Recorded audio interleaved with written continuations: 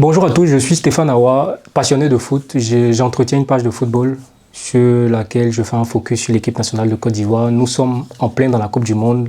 On perd contre la Norvège. Je pense que le premier état des lieux, c'est de dire que on avait une équipe en face qui n'était pas du tout dangereuse. D'ailleurs, je pense que il y avait un équilibre au niveau de la prudence. Quand la Côte d'Ivoire possédait le ballon, l'équipe norvégienne était prudente. Quand l'équipe norvégienne possédait le ballon, la Côte d'Ivoire était prudente. Et je pense que l'équipe norvégienne a failli faire très mal après son premier but à la 38e de Noussa.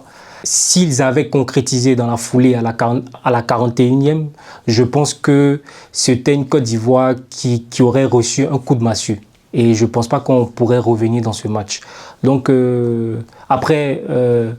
je pense que Ahmad fait un gros boulot sur une remise de Pépé qui égalise, mais par la suite, on se fait prendre par une passe en profondeur.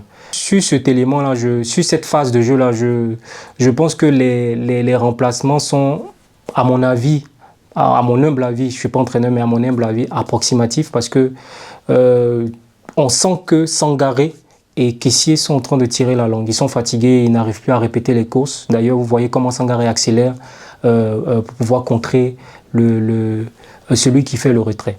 Donc je pense que la Côte d'Ivoire est bourrée d'individualité, mais n'a pas une équipe qui est capable de marcher sur l'eau avec un projet de jeu clair, bien déterminé et qui arrive pour dire on vient plier les choses.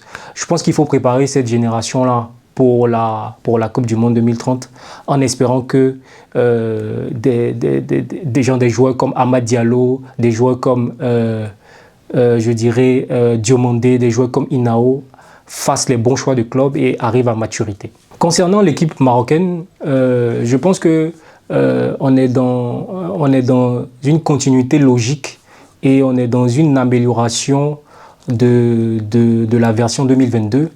Wahabi, avec son apport de mettre Boadi dans le cœur du jeu, de mettre un faux attaquant comme Saïbari, qui n'est pas vraiment un attaquant, qui est plutôt, je pense, un milieu de terrain.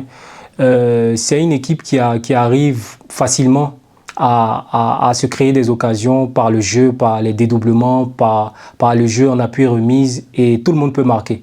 C'est une belle équipe marocaine actuellement qui est en train de gravir ses échelons. Là, elle a fait un gros match face au Brésil. Le Brésil a cravaché face à l'équipe du Maroc. Bon premier match. Et puis face au match face à la Hollande qui a été un dénouement extraordinaire. Donc je pense que l'équipe marocaine a de beaux jours devant elle et j'espère l'avoir le plus loin possible parce qu'elle le mérite.